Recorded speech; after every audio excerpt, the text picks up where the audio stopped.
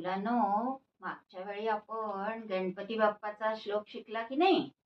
मग आज आता आपण सरस्वती देवीचा श्लोक शिकणार आहोत. सरस्वती ही विद्येची देवता आहे. तुम्हाला सगळ्यांना नीट छान अभ्यास यायला हवा म्हणून हा सरस्वतीचा श्लोक आपण शिकायचा. मी श्लोक आधी म्हणून दाखवते.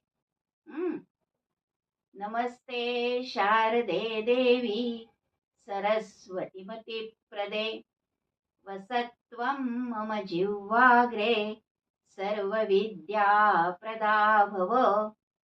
याचा अर्थ असा आहे, आपण सरस्वती देवीकडे प्रार्थना करतो आहोत की आम्हाला तू चांगली बुद्धी दे, म्हणजे आमचा अभ्यास चांगला होईल आणि आम्हाला सगळ्या विद्या प्राप्त करता येतील. म्हणून हा श्लोक रोज म्हणायचा. नमस्ते शारदे देवी सरस्वतीमती प्रदे वसत्वं मम जिह्वाग्रे सर्व विद्या प्रदा भव. म्हणाल ना आता रोज?